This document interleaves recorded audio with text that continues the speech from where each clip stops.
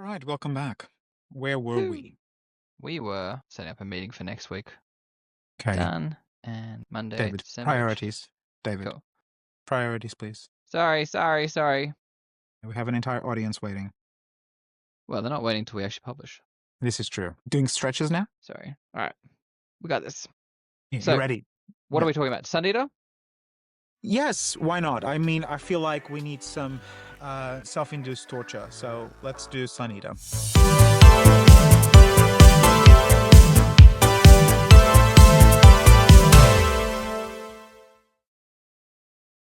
Okay.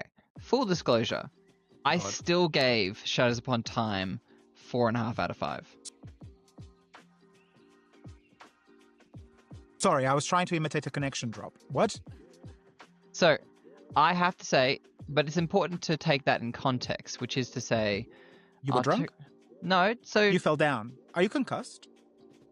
So, let's compare it to, say, Disquiet Gods. Disquiet Gods, I gave 4.5 out of 5.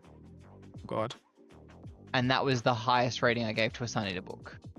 So, wait. And I'm not going into ratings by themselves and what ratings are and how people rate. Well, I'll have to at some point go off on a tangent specifically about a facet of that. But as a whole, we're not going to discuss ratings and how people rate. But you're telling me that of the 6 books up until before Shadows Upon Time, of the 6 books that had been published, plus the novellas and the story collections, the highest rating you gave in any of these was Disquiet Gods. Yes. Wow. We have very different experiences of Sun Eater. Well, I was going to say, The Lesser Devil, I believe you said that was your favorite. Yes, The Lesser Devil is my... what did my voice do just then? The Lesser Devil is my favorite. Yeah. Yes. I don't have a rating from it because I didn't read it this year. I read it last year. But I remember enjoying it, but Right. not... Okay. It didn't change my life. That's okay. That's all right. I mean, we can absolutely think differently, right? You can be wrong, and that's fine. This could be the shortest series of video podcasts ever at this point. That's all right. So, but that's good. That's good because you liked it. That means that only one of us will be cancelled. That's fine. All right. I think then the way we structured this, so you've started quite well, overall you gave it 4.5. I did not give it 4.5. No, I did not. I gave it less than half of that.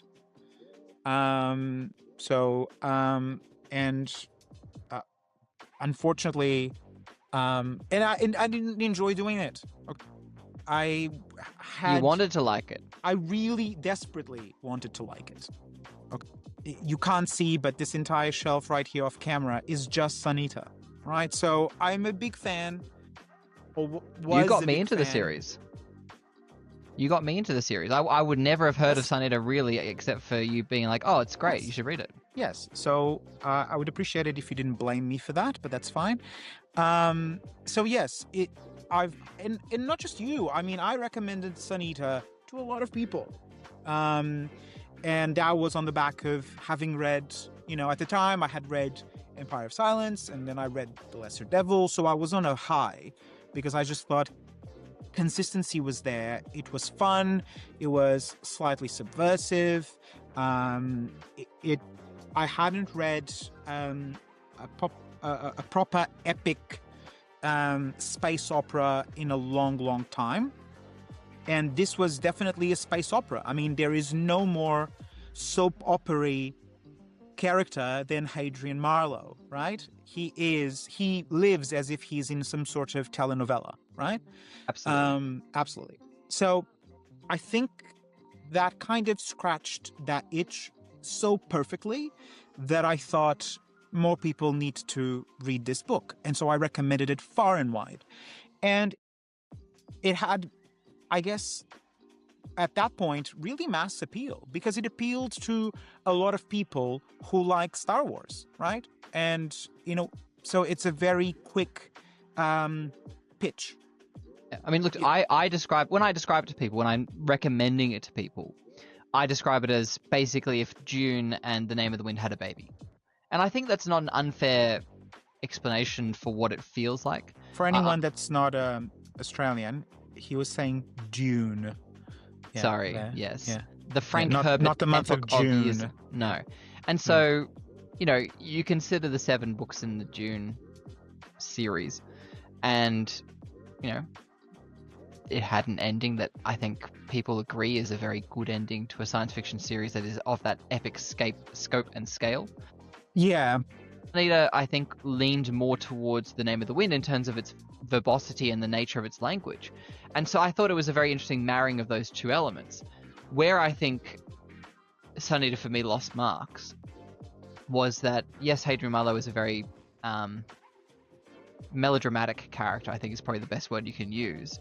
But also the last book, So Shadows Upon Time, particularly for me, felt quite bloated. And you can pretty much pick any page in the book and there'll be a amount of Hadrian waxing lyrical. And so lost marks for me for that, because it's the same as it has been before, so it didn't lose huge amounts of marks, but I was just like, this feels too bloated for what it is. And the second piece is really that I think it set up a lot of things throughout the previous 6 books and novellas and side things that it didn't adequately land or explain at all in the so you got an ending, right? And he says many times through the book, this is an ending. Yeah. I don't think he gave us the ending ending until the end, when he completely refutes all of that and says, this is, by the way, guys, spoiler alert, we're gonna spoil it all, so just either go back, read it first, and then come back and also, listen but you to shouldn't us be, ramble, or just skip the episode entirely. You shouldn't be trying to listen to a Sunita tear down episode if you haven't at least read it. Yeah, but anyway, spoiler alert. Hopefully, editor will have put that but to be somewhere clear, in lower is it a spoiler? thirds. If you have read Empire of Silence, he explains that, broadly speaking, how things end anyway. I mean, to be fair, if you've read Empire of Silence, you know how this is going to end. And he starts off the book by saying, you know how this ends. No one spoils the book more than that Christopher himself, and obviously by extension Hadrian. He we'll talk about that. Let's structure this properly then. So I'll say that by far and wide, this was my least favorite of all of Sunita. By a huge margin, I gotta say, because whilst I wasn't a fan of Disquiet Gods past chapter 30 or whatever it was, or chapter 40, I mean, I feel like the comparison to Dune is valid in a way, but they're on inverted axis, because Dune gets better, for me at least, Dune gets better as it goes, whereas for me, Sunita has been on a decline, and at some point a steep decline, in many ways, and the main way is not respecting my time as a reader. I will say that this is 7 books long, and I'm not counting the side stories, although there are gripes with that as well, because there are elements within the side stories that I thought should have been in the main books, yes. And vice versa. But if I'm just looking at the 7 books as a whole, there's only enough meat for 3 books. 3 tightly written books. The rest is bloat. And I just think it's very self-indulgent bloat. And we can't just, write that off in Hadrian Marlowe being melodramatic. And so we need to kind of appreciate the fact that every other paragraph is a monologue about, usually a self-aggrandizing monologue about life, or some sort of, convenience store philosophy that is supposed to be, it's written as if it's meant to be super profound, but I think the only people that could find it profound, realistically, are people with either emotional gaps or people or high schoolers, because it's the kind of thing that you realize in high school. These are all life lessons that one is really coming to grips with when they're 12 to 18, not as an adult. And a very old adult, by the way, Hadrian is, right? Hundreds of years old and still having realizations that most teenagers have. And that's the infantilization of the character is, I think, the biggest issue with the character. Not the fact that he's melodramatic. The fact that he is juvenile is the biggest problem. If we're going to structure this, tell me, let's start with positives, I feel. So you gave it 4.5, so I think there's a lot of room there for positivity. And because I'm going to be quite negative in this review, I want to kind of pare that out. I want to basically do what the book does. I want to bloat this with a lot of positivity, okay? So what did you like about it? Highlights. I think that I liked the way... So I'll get back to the basics. The way Christopher writes, I think that there are moments of genius in it. I think that there are fantastically written paragraphs and sentences and things that happen. I think that the storylines he started and tried to explore in Shadows Upon Time, I think a lot of them were worthy. Where I think I found satisfaction was in getting a lot of the early questions answered throughout the course of the book. But then I'm going to sort of, like, to begin 4.5, I think I'm one of those people who have to revisit my rankings in 6 months' time. But broadly speaking, I then start coming into my complaints. And it is, I don't like Cassandra as a character. I think Cassandra is a really poorly written character. She is a fully grown adult woman character written as if she's still the, like, 2-year-old, whatever age Christopher Ruccio's daughter is. Which I'm assuming is why she exists. That's my understanding. Like, it just, I can't see any reason he would have done it otherwise. Well, also because Valka dies. Yes, well, he had to have a woman. It feels like a lot of these characters only come as archetype substitutions for the characters that died. Yes, which is interesting given he's chosen to kill off all his characters in, 2 books ago, and then left himself with that problem. An interesting character, he's killed off. Yeah. Yes, which, spoiler alert, is something we're going to talk about on Sunday as well, with Liza Locke-Lamora. Yeah, keep going. I will say that the fact that there were moments in the book where I sat there going, but you would have spoken to Lorien about this, and then just evidently he hadn't, I found very frustrating. The fact that there was so much politicking in what he had to deal with when facing what is, by all accounts, an existential threat. But those complaints only seek, I think, to underline the reality of that situation, because I'm not convinced, looking at our world and our geopolitical situation, that if there was a situation like what Hadrian faces, there wouldn't be a huge amount of politicking, backstabbing, and otherwise, generally speaking, self-sabotage or sabotage of the human race. So that realistic feeling I got from it, I think, is what carried it through. And it's interesting that I have to almost retreat to say my overall impression of the book, the vibe I got from it was very positive. But I still have lots of complaints about it, which for my rating scale is really what is the difference between anything I rate higher than 4.25. I've never rated a book 5. The highest I've gotten is like Malazan, which as a series I rated 4.9 because as a whole I appreciate that degree. But there's just enough of the book pushing down on my enjoyment of it to rate it lower than I would have otherwise. Right.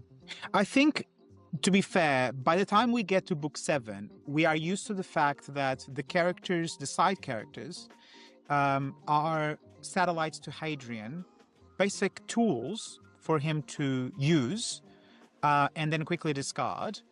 They are there. I think in my review I wrote they're there to kind of orbit his self-importance until they're forgotten, right? And some work better than others. I mean, I don't think any of them, apart from Valka in some instances and Lorien in some instances, none of the others, and Switch early on, none of them really worked well And the ones that did are killed off or sidelined for quite a lot of the book. So one of the more interesting stories within Sun Eater, for me, this is why I liked The Lesser Devil, because I think Crispin is a very interesting character. I like their dynamic. So interpersonal relationships is how, you kind of get to round out your characters. And I like their dynamic quite a lot. But I also think that Lorien's story in the third novella, what is it? Dregs of Empire. The Dregs of Empire. Yeah. Was probably one of the best. It was very well written, I feel, and his relationships with the side characters well done there as well.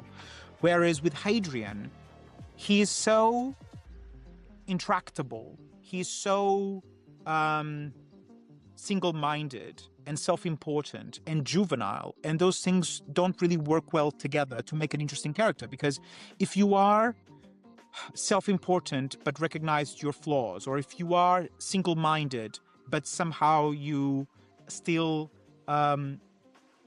listen to reason or understand your mistakes, I think at least there's there's more of a range as a character than just making the same mistake over and over again, which he always makes, which is always thinking he knows best. Yeah.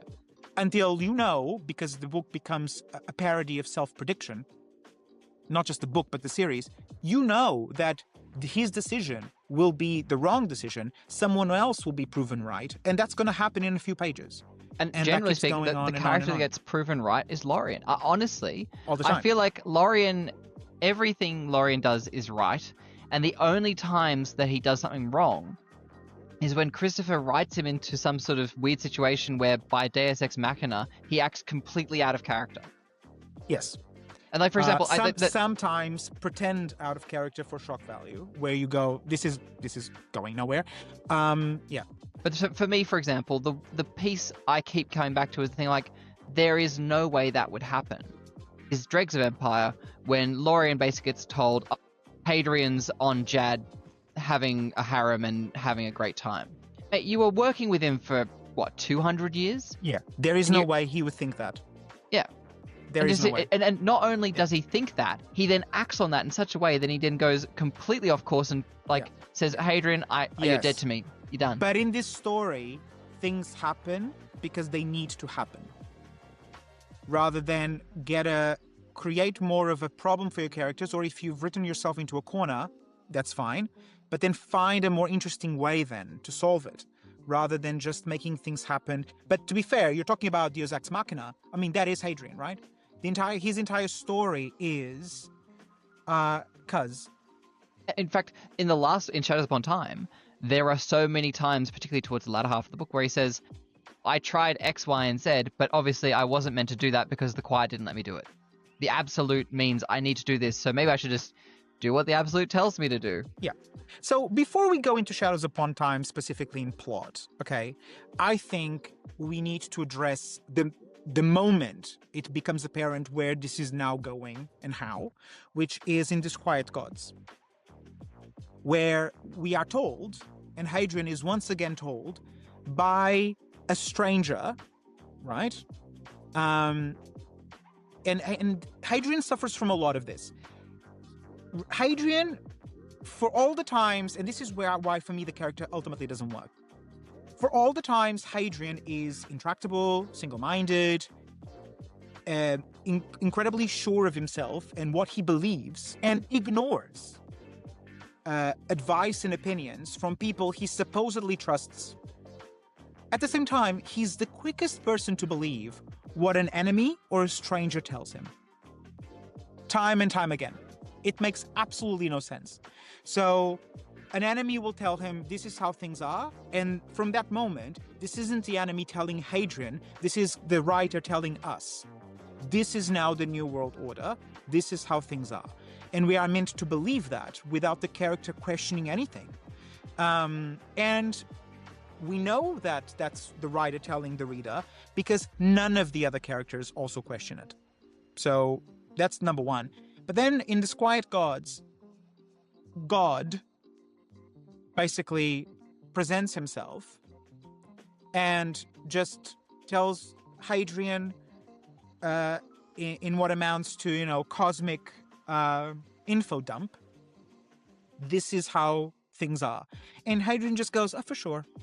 Absolutely. This is, you are absolutely right. And from then on, Hadrian is not his own person. He is a tool. I mean, he was already a tool, but he is now an actual tool. And from then on, we go into Shadows Upon Time, where all of that now plays out. And it's basically the will of God. We are now, which is very strange, okay? Because many times, especially towards the end of this book, Hadrian says that he was meant to save humanity, just not from itself, right? Which could not be a more heavy-handed metaphor if we tried. But it presents almost no satisfaction to me as a reader for this to be the culmination of an entire 7-book series that really started as a story of two warring factions and presented as if there was a lot of gray area, right? And from Disquiet Gods forward, forget gray area, because even as Hadrian says multiple times to a lot of characters in this book, because Hadrian has no filter, this is not your God. This is God. This is the God. Your God doesn't exist. This is not... And the characters are like, okay, Hadrian, enough. Like, give it a rest. Believe what you want to believe. And Hadrian's like, no, dude. My beliefs are the true beliefs. And I'm like, seriously, where's... But then he wants to save people and he wants everyone to live in peace and harmony, but he's not prepared to allow an ally, someone who he is friends with, to just live his own truth. And also, to be clear, I'm not sure Hadrian has any proof that the Absolute is not also the gods that everyone else worships. No, that's the point. He hasn't. It could be. That's why, I don't know who says it. It's because it's now a blur. But towards the end of the book, one of these, I think it's the last conversation he has about this issue. I think Probably even one of the other, he's going, yeah, but it doesn't matter. It doesn't, the other character is basically telling him it doesn't matter. And Hadrian's still not getting it. Yeah. Because apparently, whatever 800, 900, how many hundreds of years he's lived is still not enough for him to understand, nuance. I think the pacing for me is one of the most irritating things in this book. Because, especially towards the first half of the book, and I think you feel similarly, at least, the book moves like a glacier in molasses. I have to say that I've been involved in some discussions about the book with people, and particularly discussions as people are reading it, they'll say, oh, I'm up to chapter this, and I think this. The first 20% of the book has been very contentious, with some people saying, I really didn't like getting these multiple POVs to tell the same story in 400 pages instead of 20. And some people saying, oh, I really liked getting the different perspectives and everything else like that. I personally, I appreciated the different perspectives and I appreciated what was being told. But again, it was too bloated. Now, I don't consider bloat to be as much of an issue in my rating scale.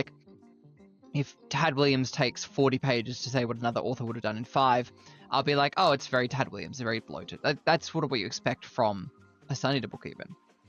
And I think you and I have discussed before that if you look at most of the Sun Eater books, they could probably roughly half the size and you wouldn't lose any actual meaning.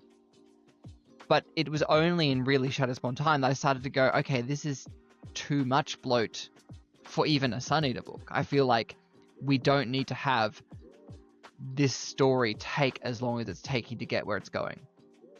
No, we don't. And that, I feel like it became almost a parody when at some point we can go through the analysis of that particular part of the book, because it starts really on chapter 6 and 7, where I'm just looking at my notes. Chapter 6 and 7, where it feels like Christopher is living his wet dream because everything is just monologuing. Monologuing. And I think what makes matters worse is for someone who's picking up this book and reading it, not knowing what to expect, they've just finished Disquiet Gods, say, whenever they finished it. And they go into this book and then get told, oh, well, I thought that book had ended, but actually, no, this book is continuing for another 20% of this book. Like, it really does feel like it's just a run-off on the ending of Disquiet Gods in such excruciating detail. Yeah. But if you've read books 1 through 6, you've read 40% of this book. That's reality. Not until things start getting going. So, chapter 6 and 7, things start, right? Chapter 9, by the time we get through chapter 9, and it's the same vibe all the way through these chapters that I'm mentioning. Chapter 9 is basically what amounts to a last-ditch effort at telling the reader what the entire story has been about, right? So this is where we really go, if you didn't get it yet, this is what this is about.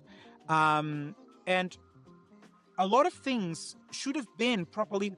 This is where I start to wonder if this was always the plan, because usually you wouldn't need a chapter like this if things have been foreshadowed properly.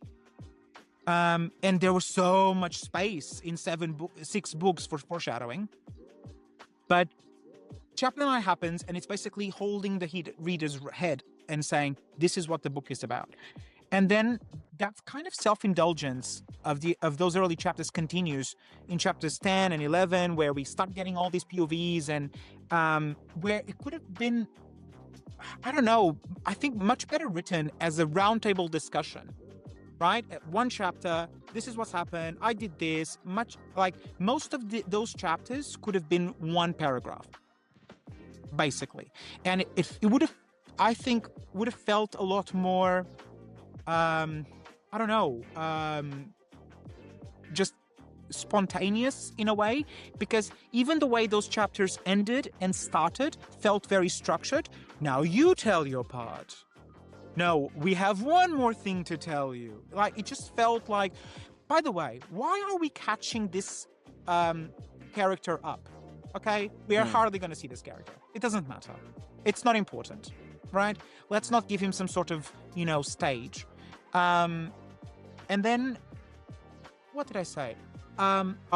Yes. So, in between, right, we have all of these chapters going, but the problem is it feels very repetitive, right? And the problems with repetitions in Sunita reach a whole new level when it comes to Shadows Upon Time. But everything is here. Everything is encapsulated in Shadows Upon Time when it comes to repetitive behavior. It's the endless monologuing. It's the repetition of everything that's come this far, which every single book up until this point has done, right? Not as bad as book 7, but book 2, book 3, book 4, we've always had a lot of the beginning of a book be a lot of repetition about what's happened previously. Because if I have to hear one more time about the pits of Imesh, okay, but also the expressions, because I don't know if you know, David, but rage is blindness. It is. Crazy. I know. I just thought of it. Yeah. Is grief dark waters too? Yes, grief is deep water. Deep water, sorry.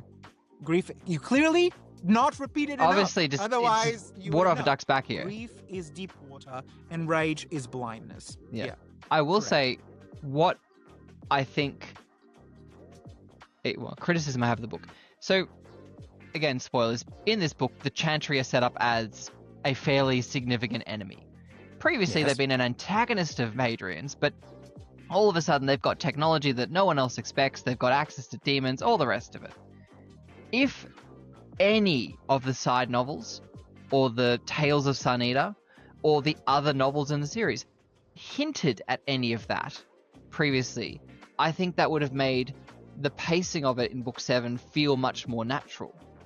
But before book 7, I would struggle to point to anything that suggests that they had this capability, this active interest, any of it. It just sort of comes out of nowhere, and you're like, okay, so, that's going to be a problem for him to deal with, and I wonder how he's going to wrap it up. And the answer is he doesn't, because we will get there to because that's my biggest gripe. So we'll get there.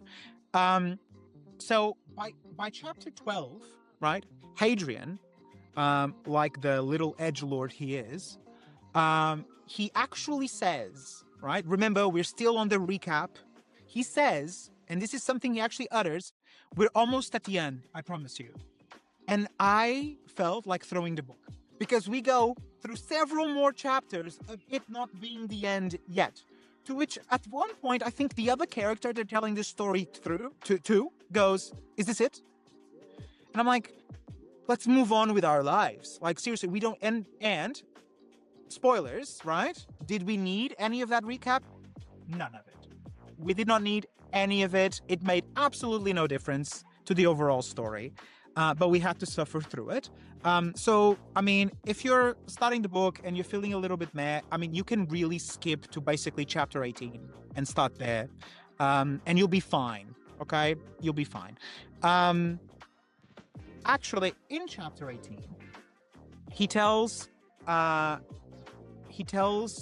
this is where you start seeing his emotional immaturity goes beyond problematic to the point where it's just actively damaging to everyone he says he loves. Because I already have a lot of issues that he has a daughter. When he knows he's infinitely hunted, right? He's creating someone who he knows will be used against him for sure, right? So he creates someone that has no hopes of efficiently protecting because he himself is hunted. And so I have so many, philosophical issues with him having a daughter. But he tells his daughter, Cassandra, the cardboard cutout, he tells her, you are my daughter. It's only right you should take up my burden. At which point I'm going, fuck off. Yeah. If I'm Cassandra at that moment, I would be going, fuck you. Bye. Girl. And it's especially jarring, I think, because Cassandra as a character is almost brought in to replace Valka as a person to go along in this journey with him. Yes. Except Valka, as an independent woman, was able to tell him, fuck off, you don't get to tell me what to do. Well, Cassandra does that because her favorite words is, don't! Yeah. But then, of course, Hadrian just tells her what to do. In circumstances where if he told Valka that, Valka would be like, no. Yeah. Valka would just show up off screen and save him, right? All the time. Which kind of made her a bit of a badass, right? She was definitely at least good at her job. But Cassandra is there to either be, annoying and basically tell him all the time, don't do this, don't do this, don't do this, repeatedly, to the point where I was reading it and I was thinking, if this was an audiobook, I'd be so frustrated because you'd just be hearing no, no, no all the time. At least when you're reading it, you can just skim through the nose. And then, of course, you have that set up as his main relationship throughout the entirety of the book. So we have to contend with, how many pages is it? About 800 pages or whatever the book is, or more. But where most of it's Hadrian and Cassandra. And I just don't... There was nothing there that was interesting. Then his other main relationship is Alexander, right? Who really knows how to hold a grudge. Friend relationship, but his main relationship is Alexander, which is stupidly reductive, right? The relationship itself, because the entirety of the animosity that they hold for each other, well, Alexander for Hadrian, is based on a modern family style approach to episode setup, which is basically a misunderstanding, right? It's Three's Company. It's just so played out. But somehow, over hundreds of years, this has festered in his mind because in the future, there is no psychology. There's no psychiatrists. There's nothing. And so it's allowed, something so small is allowed to be the main catalyst for this entire story in this book, which is so stupid. On the presumption that the Chantry were able to not just egg it on, but despite William's steadfast disagreements with the Chantry, they just got unlimited access to his son and poisoned his ear and all the rest of it. And William is a character that we need to discuss at some point. And I have issues. Let's do it now. So you're telling me that in the midst of a pandemic that is affecting the entire galaxy, which they have no way to cure, and some effective ways to present, but broadly speaking, not really, you are the most important person, not just to yourself, but to your empire, which spans thousands of worlds and billions of people. And you're just going to go, hey, I'm just going to talk to the common folk, because why not? Why? Yeah, because he certainly was very set up at the beginning. In the first few books, he was very set up like someone who would do that as well. Yeah. Just, I struggled so much with all the issues that created for everyone. But see, most of the things that happen are because of dumb decisions.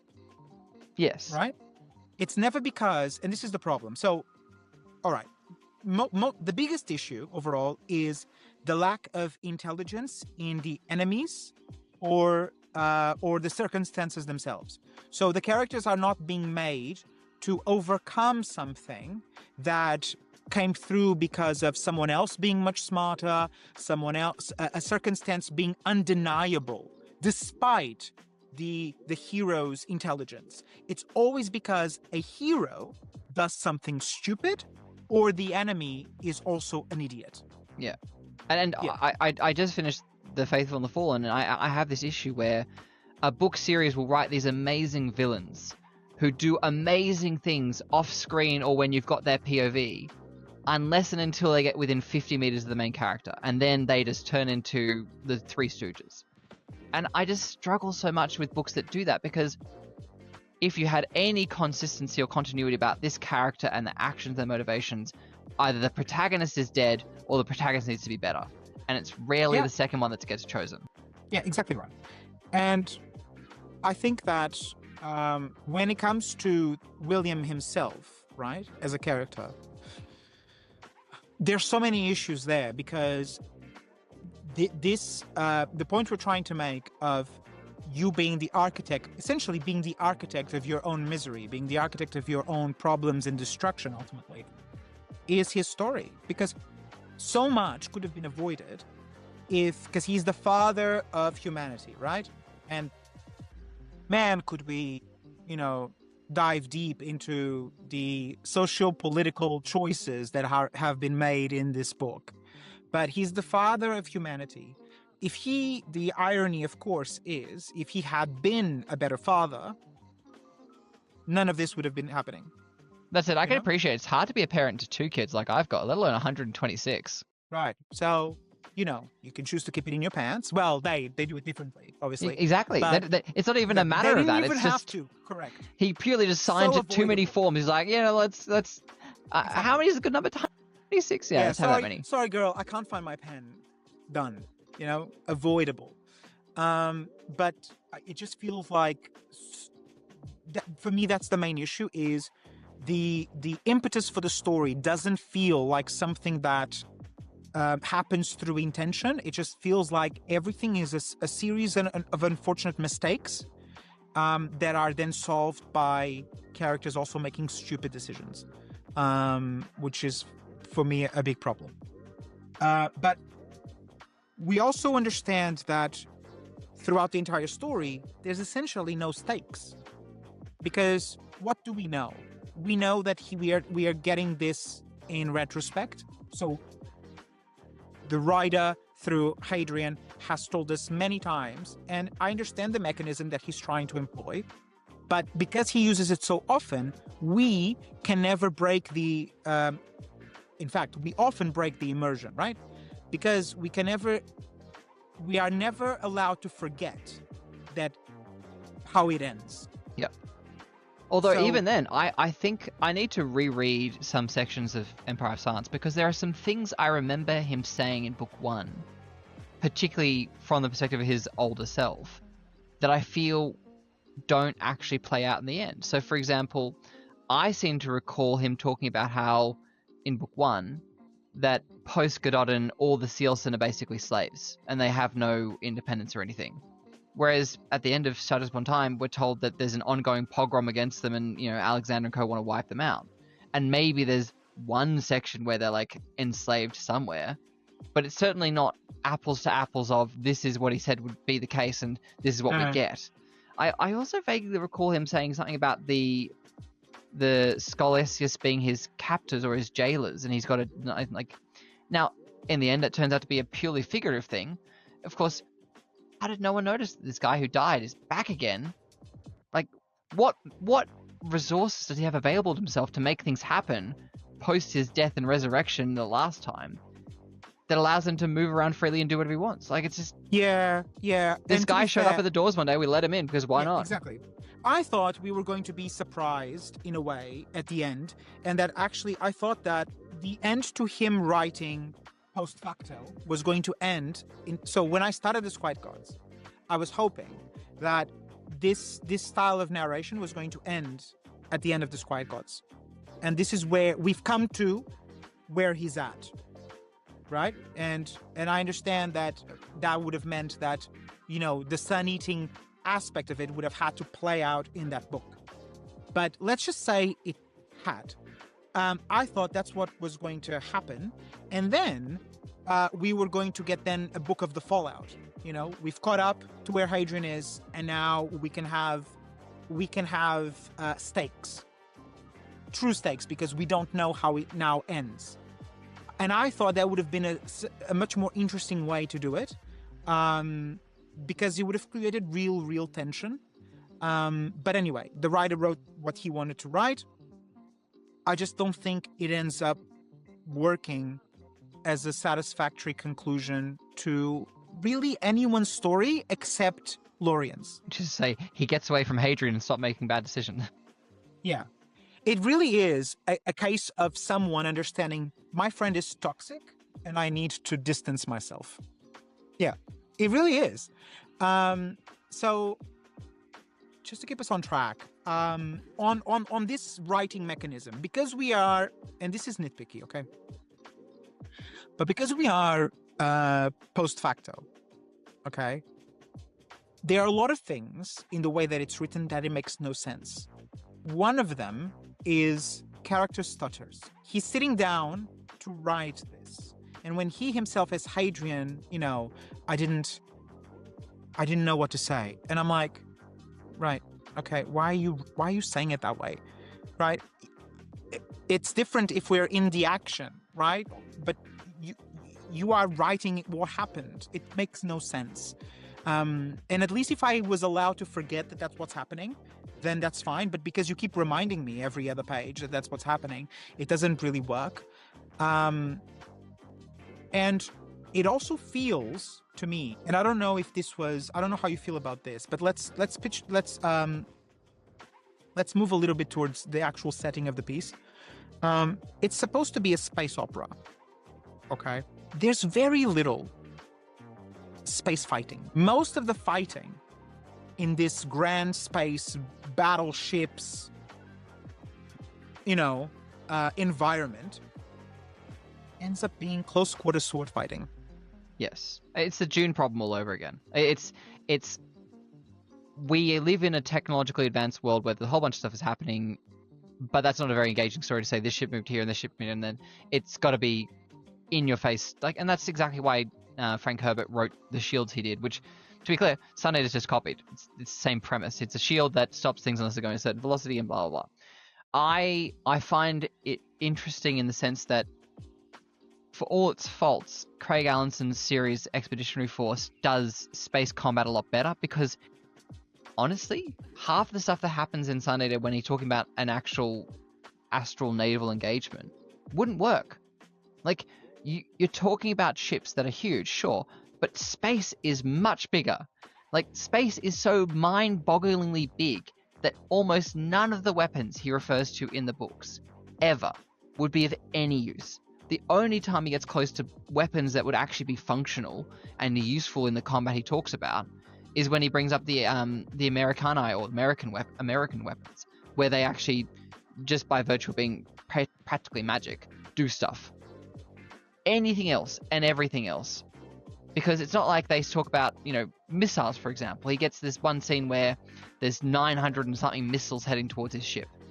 In the total distances you're talking about, with missiles that, are not relativistic, they're just, they're powered by some sort of engine, you can pick off 1,000 missiles with 1,000,000 kilometers of leeway with ease. And yet, they're treated as this doomsday scenario that's going to kill everyone. Honestly, as someone who likes science fiction and likes a level of, vague realism there, that's one area where, for me, I've just ignored any astral naval engagement in Sun Eater. I just ignore because it's not written in a way that makes any sense or would actually work. And that's my problem, because then we are getting into the realm of suspending disbelief into a lot of the core aspects of what the book should have handled better for me to be able to give a rating that would be anywhere near a 4.5. That's my problem, because if such a crucial element of the book isn't handled properly, then I suppose I don't consider it to be crucial. Like, for me, Sun Eater is not about naval battles. It's just but it's part of the setting, right? Yeah. So, okay, well, what is it about then? Because if it is about also the relationships, it doesn't really work for me either. Because to pick up on another important relationship that is, basically shoved down our throats by episode 7, which is Celine. God, don't say on Celine. I hate that relationship. Is preposterously forced. It's like an episode of Love is Blind. But right? Sorry, more clearly, it's like an episode of Love is Blind where the woman has been told, this is what you're going to do, and I've raised you from birth to this moment to do exactly this, and I've maintained you in a glass crystal cage to do exactly this, and if you don't do this, well, what is your purpose? Yeah, but again, she's not needed. She's absolutely not needed in this story. She would only be needed if Hadrian did actually proceed with being emperor and all the rest that comes along with that. Like, that is the only situation where she's actually vaguely useful. Yeah, she would have been much more interesting if she was empress instead of Alexander, if she became empress in her own right, without needing Hadrian, to be fair, right? And if somehow she was the one that had to tell Hadrian in the end, I love you, but we need consequences for your actions. You know what I mean?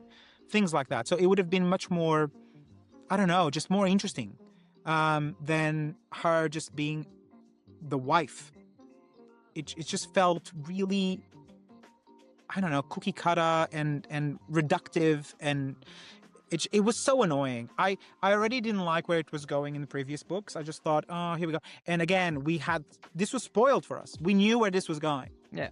We knew she was going to be important. I struggle a lot with the way Christopher writes, not just females, but also when he's trying to make a point by writing the females in a certain way. So, for example, the fact that the first time we are sort of introduced to Celine is in one of Hadrian's visions, where he's sitting on a throne and she's half naked at the bottom. Why? Why would she ever be like that? What is the possible, at least with Doriaki you can understand, he's going to parade you through the streets naked because that's insulting, but why would you take the daughter of one of your BFFs who you're married to and say, unless you're Kanye West, in which case I guess that's what he just gets off on. But it just bugs me that his way of establishing Hadrian is great is by putting other people down. He says, this is how Hadrian his is old Marlowe smile. Yeah, he's Hadrian the Emperor must have Celine the slave girl Leia type situation. Like, that's where he's going to, but he doesn't seem to conceive the fact that the reason Leia was dressed like a slave girl is because of Jabba the Hutt, not because of Luke. Yes, exactly. And it is seen as improper, right? Right, exactly. No, I know what you're saying. So we've referenced just to keep this moving, we've referenced the fact that, there's very little stakes. But also then that becomes a little bit more problematic, because it's not just about the fact that we are being told this story post facto and we know that Hadrian will in some shape or form survive, but we then get the fact that in his transformation into Space Jesus, we know that he can keep coming back.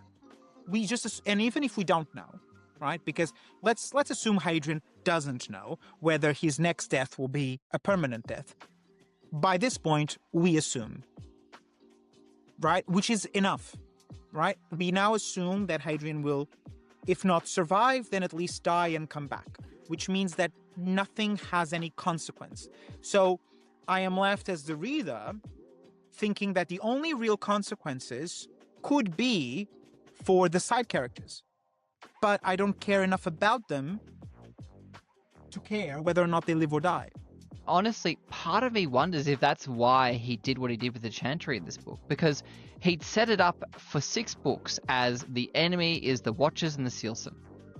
And to your point, we also get very clear in understanding that he wins, he survives, Yep. and so, okay, where are the stakes with that battle?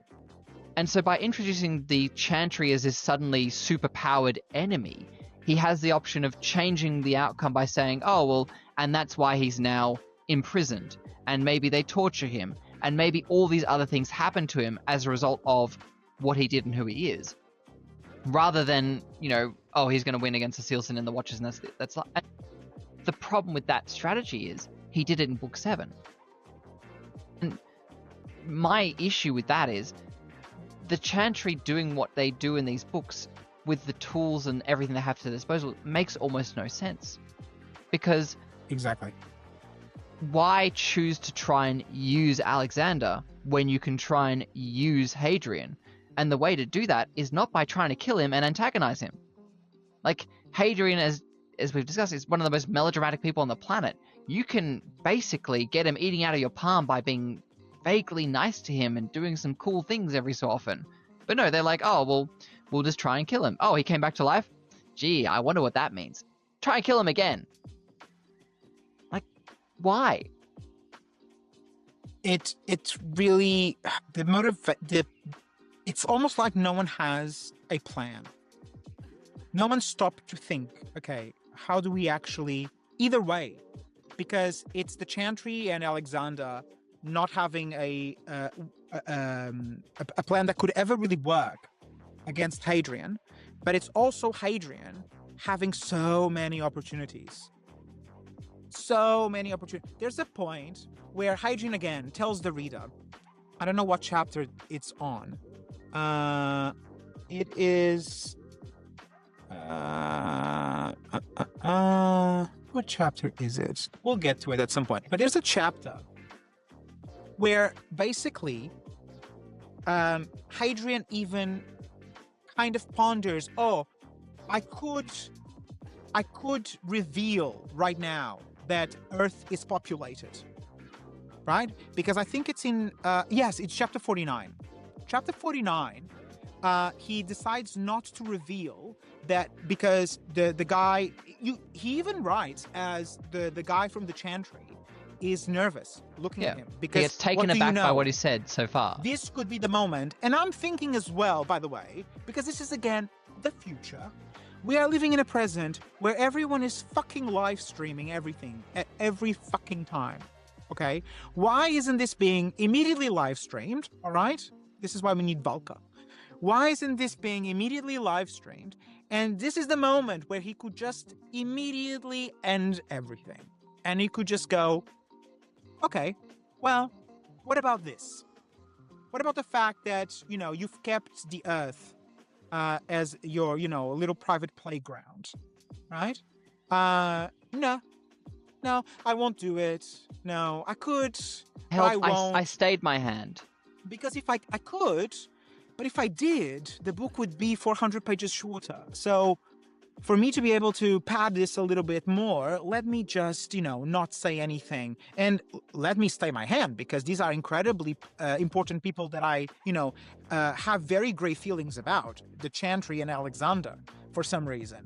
Like, it's so stupid. He's always nicer to his enemies than he is to his friends. It's just so annoying. And even if we accept the motivations were given by the Chantry, that they don't want Hadrian to win because that'll bring the attention of the other Watchers down upon Earth and humanity, say. I don't understand what they are thinking. Like, what do they think brought Hadrian back to life? Because obviously they have access to the same Yes. technology the Minos do, and they can resurrect themselves fine. But they know Hadrian doesn't have that. They Yes. know that Hadrian's just been magically brought back to life Yes. by either a godlike creature or a god. So they should know he's probably going to win, just like the God Emperor did back in the old days. Yeah. And the thing is, because they know that he's not cooperating, the problem is a lot of this should be much more well described within the book. Because now we're doing this thing that fans always do, which is we are assuming, right? We are ourselves coloring in, right? But the thing is, this should have been explicitly described, or at least very clearly alluded to. Because what it amounts is, what I can assume is that they know that Hadrian is not going to cooperate. So if they can't, use him and through him understand exactly how they could in turn get the same type of power, then the better thing to do is to just get him off the board. The problem is that he keeps coming back. I know, Yeah. I get it.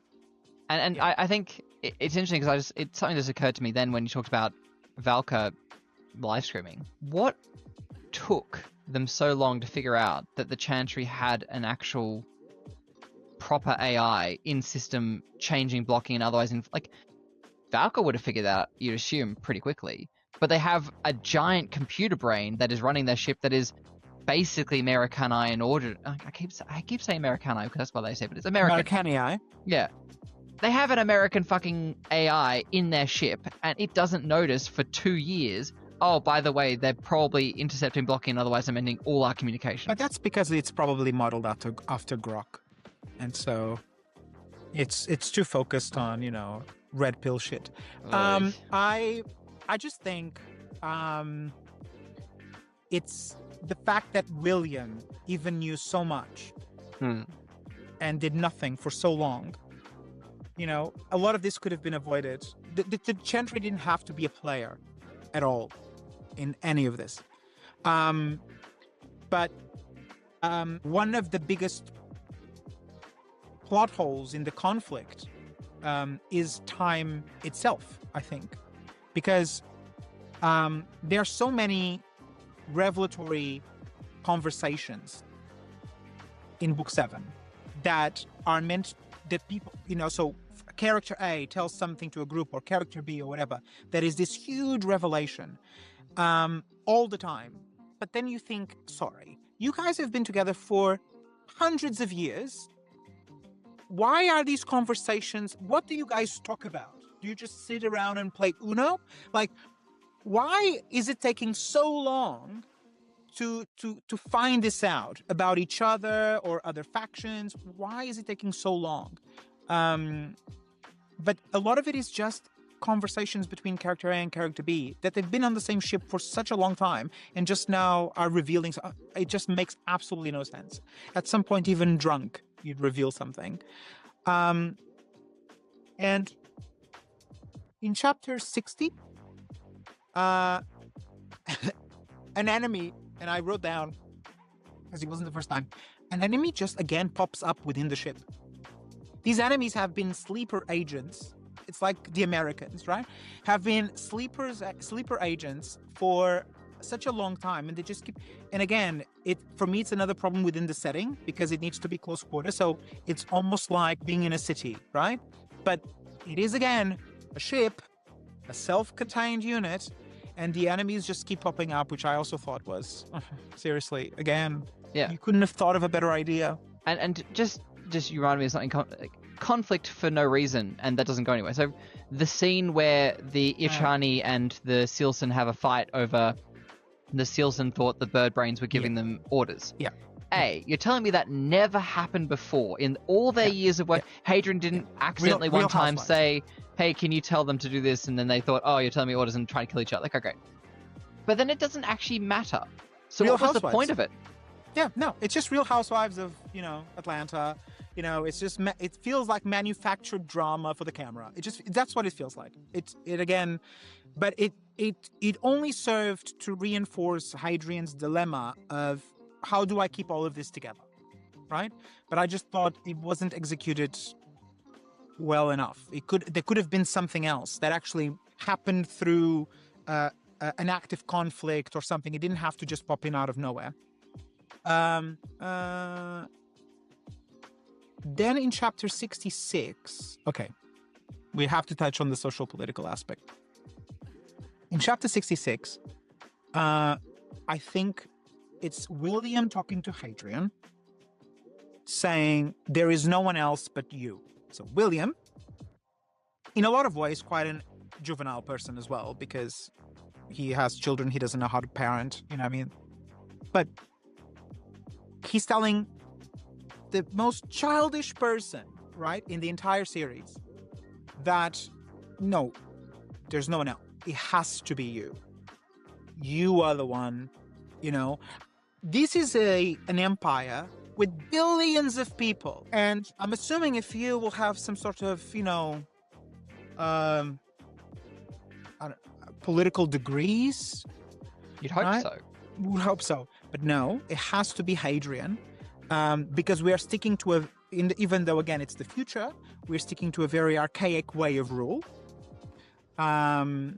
And it's a very smart decision, because in the middle of everyone distrusting everyone, let's have a regency wedding in secret. Yeah, not with tell no anyone. witnesses, so that everyone will absolutely trust that it definitely happened. Yeah. I didn't understand why, given what was at stake, given the likely battles ahead, they were like, yeah, if we don't tell anyone, everyone will believe us later. Because again, he believed as well that God was God and that whatever, you know. The best man I've ever known, Hadrian says to William, and I'm thinking, well, fuck Lorien. Fuck Lorien, fuck Palos, Paulino. Like, Paulino, you know. fuck everyone. All those fuck 90,000 people that died on that planet for you. Yeah. Fuck everyone that isn't the person right now standing in front of me. At least if I thought Hadrian was somehow lying just to get shit done, you know, that would have been so much more interesting. But no, we're meant to believe that he believes this. This is the best man I've ever known. And I'm thinking, fuck me, man. Then you need better friends. Yeah, this is the guy who basically told you, hey, marry my daughter after your wife died. Because he refused to leave the planet when he should have. Like, it's the exact same thing that happened. Wife was, partner was subhuman. Yeah. Just a tough roasty. But, like, it's interesting, this thing about it, the parallel between Disquiet Gods, I think it's Disquiet Gods, when he's refusing to evacuate the planet. That exact same risk-taking, my life is clearly not worth what these tens of thousands of other people's lives are worth, to lead him to then have a open-air discussion with people who have the planet. Like, mate, there is only so long you can engage in risk-taking behavior before you have problems. And if you are the emperor, upon which, for whatever reason, the entire galaxy's human population relies upon, risk-taking behavior is not exactly something you should be engaging in. Right. So, exactly right. And so we can rapid-fire a few things. Have I changed my rating? Yes. No. In chapter 67, it says, I may pass... he says, this was so funny. There's some lines that I just found hilarious. It says, I may pass over all the trivia that remains. But then, of course, he doesn't, because this is chapter 67. And there's a lot of trivia after that. Chapter 71, a character turns to Hadrian. I don't remember who. I'm assuming Cassandra, because she's always, woe is me. But someone says, oh, but you'll die. This is on Hadrian deciding to sacrifice himself. And I'm thinking, why would you ever think that? Who would think he dies? At this point, all we've talked about is, I've watched you return, blah, blah, blah, blah, blah. I'm like, yes, he comes back. He is Jean Grey. Literally, he is Jean Grey with the Phoenix Force, right? It's interesting that everyone assumes he'll only be brought back as long as his task is left undone.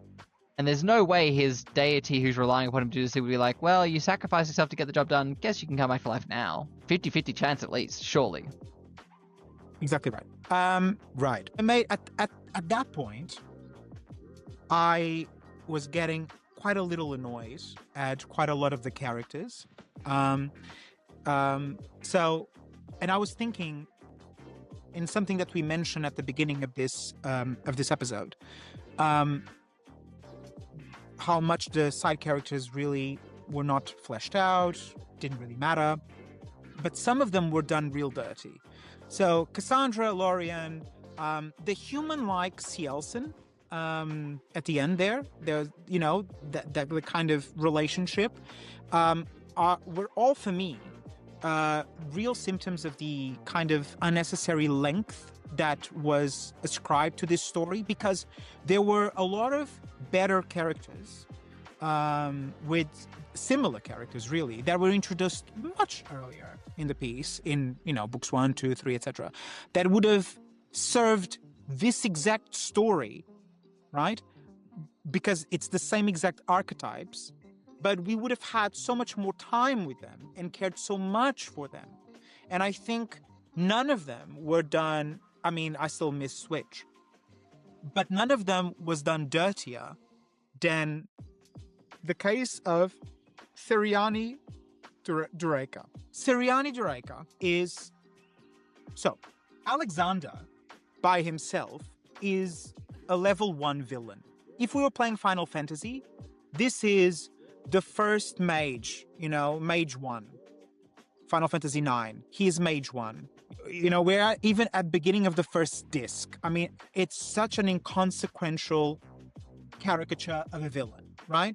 There's a part in chapter 80 where Alexander literally says, "Mine, mine, mine." And I'm like, okay, we are now a parody of a caricature. It's just insanity that this is the villain. Like, it's crazy. But Ciriani, I don't know if did you ever do an audiobook for this? I did. I split between audiobook and digital, okay. So So Ciriani Dureka is already a laughable villain on print, or in print, apologies. But in audio... The voice did not do him any services. No. He's such a good narrator. Okay. Such a good narrator. But the voice he chose for Ciriani is comic relief. There is... all gravitas is lost. Again, maybe he saw something in the writing, because in the writing itself, is also comic relief. He's just comic relief. And unfortunately, he suffers from the character that was done the dirtiest. He suffers from being a pale shadow, diminutive version of Khan Sagara. Because Khan Sagara is big. He's written as imposing, with agency that is intelligent. Not just a pathological cult follower. So Khan Sagara should have been the villain. Everything should have been, in the end, some sort of mechanizing in background through him. But this is why I think it should have been a trilogy, because really it should have been, meeting Khan Sagara, thinking that he's not the big bad, killing Khan Sagara, going off and killing, Ciriani, and then realizing actually Khan Sagara is, not that easily defeated. So it would have worked so much better, because Khan Sagara is portrayed as an actual intelligent, agency-driven villain, and probably the most complex of all characters in the series, because there's a lot there. Even things you find out in book 7 of what Khan Sagara's plans would have been if so-and-so had happened, and what his motivations were. So I think that as a character, he was just done so dirty, and I'm all for a Khan Sagara prequel. Let's be clear. What in this context doesn't make any sense is, the absolute's always about how Hadrian is the shortest way, right? Yes. Why not Khan? Khan would have been faster. He had the ship already.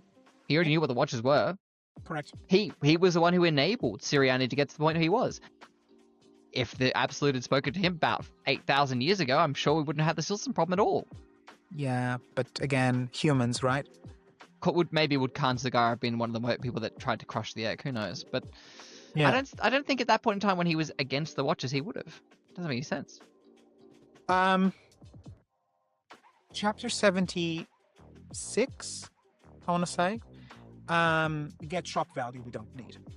So this is the point. That's for the repetitions of the day. This is the point where he starts thinking Lorien's betrayed. Yeah. No, as soon as I started reading that chapter, I was like, ugh, this is not necessary. Skip. Like, it's just, it's the shock value we don't need. And I was by that point, I was so annoyed, because by that point, I was basically asking myself, please don't tell me Alexander's the villain of this. Like, no, we can't. You can't end this way. And, spoilers, that's exactly how it ends. Then chapter 79, we have the, what? The fake gasp. Hadrian is the emperor? No. He's been telling us this entire time that he didn't want to be emperor. How is he emperor now? It's like, again, because it feels like Hadrian is a combination of, I don't know if there's a bit of wishful thinking, self-inserted there, but Hadrian can never be, the fact that Hadrian can never be marred as well, like, for some reason he has to always come back young, pretty, you know what I mean? Like, it always has to be the poster boy look and feel, and of course he has to achieve the beautiful wife, he has to achieve emperor status. He didn't need any of these things to have the same agency. And I just feels like the narrative seeking perfection for Hadrian makes him so much less interesting as a character. And that sort of touches on something else that bugs me. This argument of the reason the Chantry and Alexander can't believe that Hadrian doesn't want the throne is because they want it. That line of argument I've seen before in other books, and you get it from time to time where they say, oh, well, they don't understand that you don't want it because that's all they think about. Okay. But also, we know that Hadrian has literally done nothing in any way, fashion, state, or otherwise, by action or by word, to indicate that he wants the throne. Everything's always been the opposite. And so to have these characters in multitude, and they're, leaving aside Alexander, they're all reasonably smart people. That's not really true, because he says he doesn't want these things, but his actions say otherwise. He says that no. Yes. Because he also keeps saying, in the same lines that he doesn't want the throne, he also says, I just want to be somewhere, left alone, to my own devices. I don't want to be in war. I just want to be a Scholius, blah, blah. But he keeps making decisions that he's the one that needs to decide this, do that, follow me, I know. And I'm like, well, dude, if you just want to live in peace, then do a Lorien and fuck off. Leave the galaxy, all right? And don't worry about it. So when do your actions match your words? Never. Because at some point when he is now being made an emperor and we've finished gasping in surprise, he also says, who would rule in my place, right? Who but my bloodline could do it, And again, a lot of issues with this type of ruling and the choices that have been made here in the way that they are perceived by everyone as right. You don't have the counterpoint anywhere presented. But Hadrian is essentially a huge narcissist, right? And as with most narcissists, he doesn't really see the problem. And by the way, now he is emperor. And again, no witnesses. Is this being recorded? Absolutely not. People will just take my word, because at this point in chapter 79, everyone is super agreeable to me. I have the rings in my hand, don't you see? No. Clearly, I'm the emperor. Can't get those unless someone gives them to you, sure. Yeah, exactly. So chapter 80, we have the whole Alexander mine, hundreds of years and he's still not over it, blah, blah, blah, blah. And then he says, I think, I could see no other way. This is where he gives himself up. He could see no other way. And I'm thinking, well, call me crazy, but you could kill them all. I mean, that is right? It's on the board as an option. I think Lorien put it forward as an option. Yeah. Someone who's infinitely smarter than him goes, what if we kill them? And he goes, no. I think it's better if they kill me. It's better if I'm crucified, except I'm not Jesus. And I let Celine, Mary Magdalene, be stoned and tortured. I think that's a better way to do things. But, Cassandra, take care of yourself, and we should be right. Anyway, it was then in chapter 82. Okay.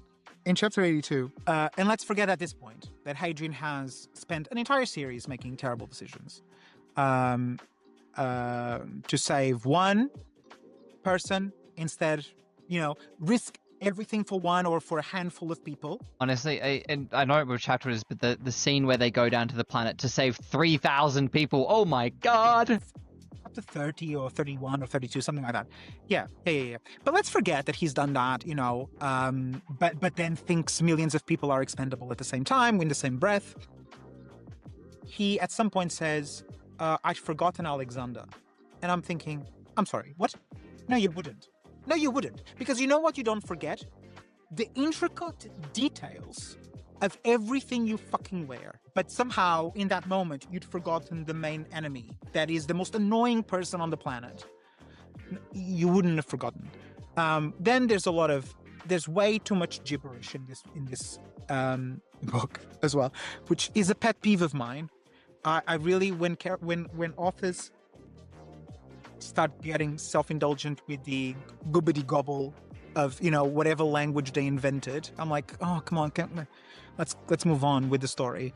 It's like when musicals stop a musical to sing, and the song itself doesn't move the plot along. Another pet peeve. And then chapter 85, Orphan dies. Did not need to happen. It's just like, yeah, there's Orphan who I promised they could have the ship. Let's tell them publicly in front of everyone else without any pre-warning, we're going to destroy the ship. He won't. Yes. He won't mind.